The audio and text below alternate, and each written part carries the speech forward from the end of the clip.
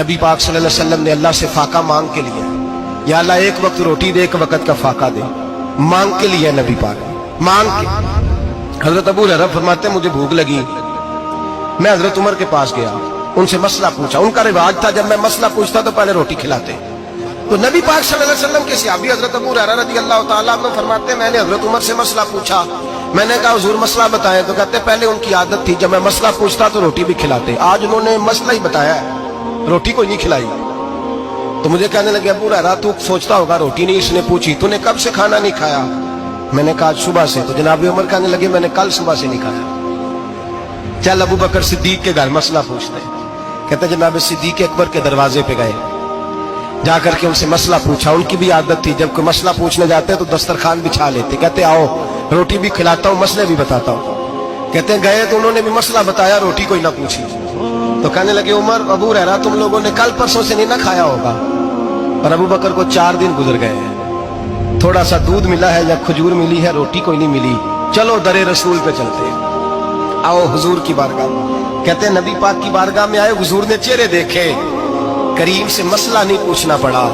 میرے مصطفیٰ کریم نے فرمایا بھوک لگی ہوئی ہے تم تینوں کو، 3-4 دن ہو گئے۔ اللہ کے رسول نے فرمایا مجھے پورا ہفتہ ہو گیا ہے۔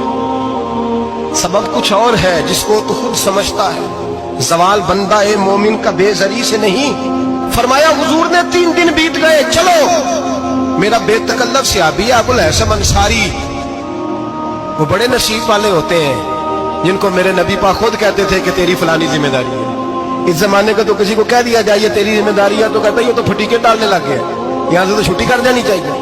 خوش ہوتے تھے صحابہ کہ ہماری ذمہ داری لگی۔ کہتے ہیں حضرت ابو الحسن انصاری کے گھر گئے، نبی پاک نے فرمایا بھوک بڑی لگی ہے کھانا لا۔ کہتے ہیں حضور نے اسے کہا تو اس آدمی کو تو وجد ہی ہو گیا، اس نے کہا میرے اتنے نصیب کہ حضور کا یہ کھانا کھلا۔ آؤ دیکھو دنیا والوں، آج جو سب سے زیادہ عزت والا ہے وہ میرا مہمان بنا ہوا ہے۔ فرماتے ہیں وہ دوڑے گئے، بکری اٹھائی، ذبح کی، بیوی کو کہنے لگے روٹی تیار کر، ادھر کھجوریں توڑی، انگور توڑے، کہنے لگے حضور آپ جب تک تناول کریں تب تک کھانا پک جاتا۔ حضرت عمر کہتے ہیں روٹی پک کے آئی، بڑا پیارا گوشت، بڑا اچھا سالن، بڑا خوبصورت خلوص والا کھانا۔ فرماتے ہیں میں نے بڑا ہی کھایا۔ نبی پاک نے نہ ایک روٹی لی اور چھوٹی چپاتی، تھوڑا تھوڑا سالن کونوں سے، اور جب نبی پاک نے کھا لیا تو حضور کی آنکھوں میں آنسو آئے۔ حضرت عمر کہنے لگے حضور روئے کیوں؟